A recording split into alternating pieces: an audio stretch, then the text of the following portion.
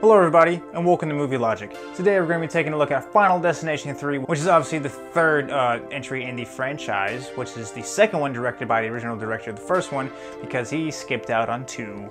Not his fault, he was working on other things. Final Destination 3 came out in 2006, and is actually my favorite Final Destination one in the franchise. Some people hate it. I like it. You actually don't need to watch Final Destination 1 and 2 to watch Final Destination 3, mainly because it's not talking about any of the events from Final Destination 1 except for the plane crash, but it's just a reference so they know what to do and how to defeat their doom or delay it. Even though it's one of my favorite movies, I have a lot of problems with it, and we're about to find out what they are, so here we go.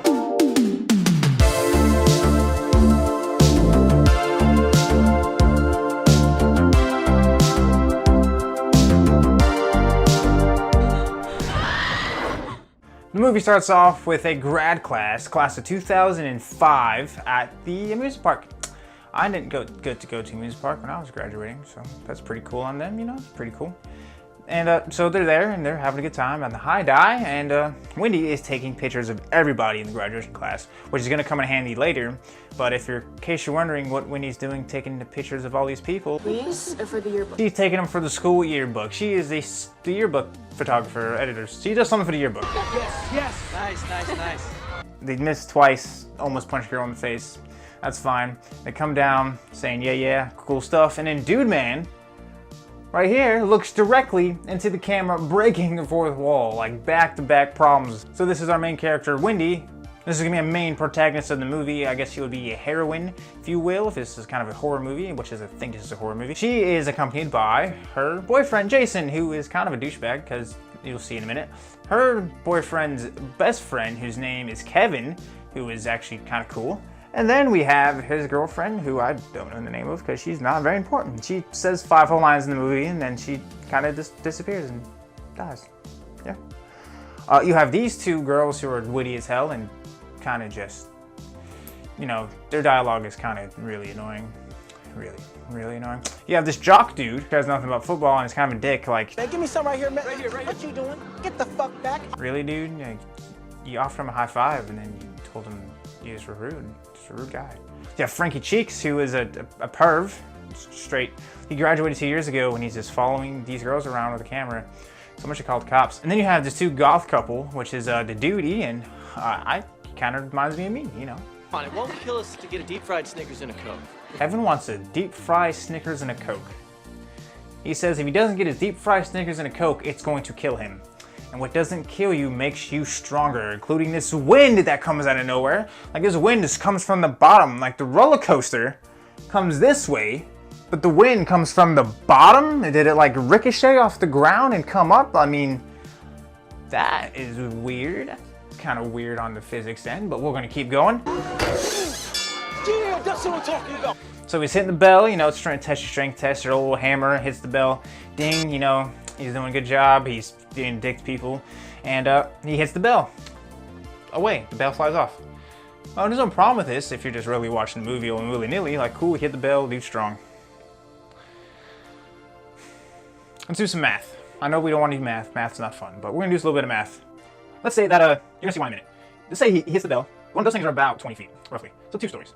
It has some speed when it leaves, when it launches. Let's give it a launch time of 3 to 4 seconds. Not even, 2 seconds. 2-second launch time. Let's give it a second hang time. I would give it about 50 to 60 feet in the air. Maybe, not even. But we're gonna give it a little push, just so I know you know what I'm talking about. So let's put it at 50 feet, just right there in the middle. Right there in the middle of our, what I'm gonna compare it to. And drop time of, if we are doing gravity, which is, we should be, we're doing 9.8 meters per second, which are 9.8 meters squared, which we prefer to for our American friends, me, and I'm an American friend. This is gonna roughly translate to 32 feet. So 32 feet a second per second, which means it's accelerating double that. So if it's 32 feet, after the next second, it's gonna be 64 feet per second, and so on and so forth. So the more you fall, the faster you fall. In case you didn't know that, I'm gonna give it a drop time of less than a minute, because drop time from 100 feet is 1.5 seconds, and we're half that, so we're gonna give it 75.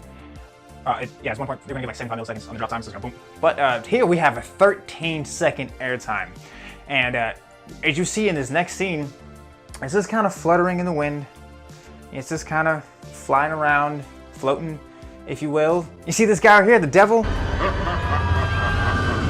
Yeah, that's not there, by the way. That is CGI, but not in the way you think. They've made a real sculpture, real life sculpture of my guy here, who was voiced by Tony Todd, who was the coroner of the first and second movie. And now there's a voice for the devil in this. You may never return from devil's light. That's why when you go into the turnstile, it says, "I'll see you soon." That's a reference to something he said in the first one. Yeah, that's a real life sculpture that they put into it. And then the cue for the roller coaster isn't the cue for the roller coaster as you may think it is. It's a set. It's a full-blown set. That is like an amazing set. That set's amazing. Like, just look at it. It's so cool. It was all made from scratch set. The tracks they don't go nowhere. They just kind of go around. It's time to get on the roller coaster, and Wendy is freaking out because they get to sit up front, and she's like, "Nah, I'm not sitting up front. I don't want to go in the first place." Jason wants to sit up front. Wendy wants to sit in the back. A good boyfriend would just go sit in the middle of the roller coaster with the girlfriend, right? No, he wants to sit up front, right? Douchebag. So they flip a coin to see who's gonna sit up front. There was no other like context to it. Is oh shit, fuck, you know? So they swap. They swap like girlfriends, which makes no damn sense, but it happened. That's when, so the roller coaster pulls up, and then you gotta see this guy's face. Like, he's like crying, he's upset, he's like, this was awful. This is terrible. Oh, time to get off? Happy. So the coaster starts, goes up the incline, and I couldn't help to notice the roller coaster's not full. You have a full line of people trying to get on this roller coaster, you have like 8 open seats? When does that happen? What amusement park have you been at where they only fill up a piece of the roller coaster and roll it? I've never seen that. That doesn't make any, what? Like, why? This first incline here is actually the actual size of the roller coaster. It's not very big. It's the actual roller coaster is called the Corkscrew, and it's at where the amusement park is filmed at.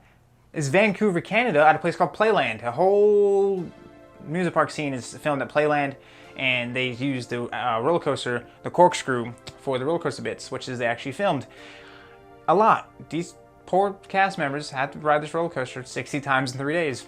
I think one day it was 27 times in a row. And I'm getting kind of sick just thinking about it, honestly. That's kind of terrible. So they're going around and having a good time, you know. Some of them you can tell they've rode this way more times than they want to. And then, you know, Frankie gets a little pervy, like Frankie does, and he pulls his camera out. You're not allowed to have. And it gets slapped out of his hand, and it falls. Oh, his camera's gone. Sucks, dude. Oh, it sucks for everybody else because your camera hits the thing and wraps around. The roller coaster comes over and hits the camera, and that's when all hell breaks loose. As the roller coaster is shedding apart, it breaks a piece off and hits the track. The track has like a perfect break, boom, and it kind of flaps. I looked this up, and roller coaster tracks are actually hollow. Sometimes they fill them with sand to reduce the noise level, but yeah, roller coaster tracks are hollow. So when it finally loses momentum, it gets stuck upside down, and if people start falling off like you would if you were stuck upside down on a roller coaster and the safety harnesses were broken. Ian and Aaron are in a Pacific way. Ian falls first, and then Aaron. See where my hands are. If you were to look up, that's how they would be.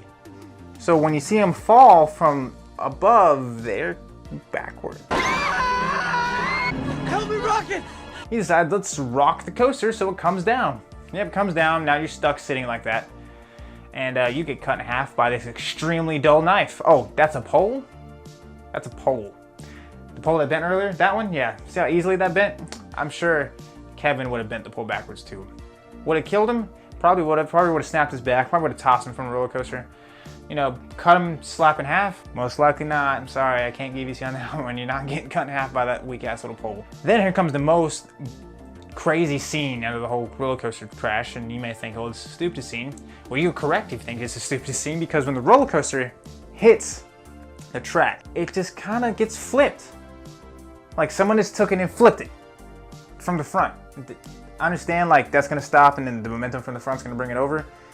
This is a solid object that is easily breakable. As we see, it breaks so easy, but when it comes to it being breakable and crunchable, which is it should have done, it should have hit and then it should have crumbled half the roller coaster and maybe pushed it offside the track, which still would have resulted in Winnie's death.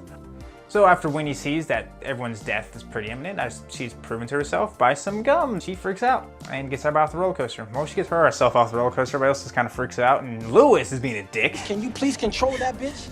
Damn. So Lewis and Kevin get into it. Fucking what? Oh man, fuck you. Ian's girl gets slapped.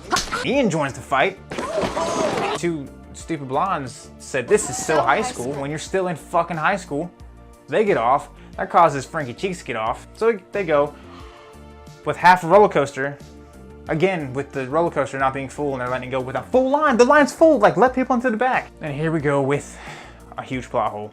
So they're like, we're gonna call your parents, blah, blah, blah, you're freaking out. Roller coaster crashes. Last time I checked, roller coaster crashed because the camera ruptured the hydraulic line and messed all sorts of things up. And catastrophic failure from running over the camera, right? What camera? Frankie got off. Frankie got off the roller coaster. What camera is crashing the roller coaster? So this has been part 1 of a 2-part series of Final Destination 3. There's a lot of problems with this. I'll try to cram them all in one video, but it's not going to work out. So we're going to do 2 videos. So I'll go ahead and click that on the next screen. Go and click the related, and it's going to say Final Destination 2 Part 2. Get there fast, or I'll put a little, icon in this little bubble thing up here. And I'll see you then.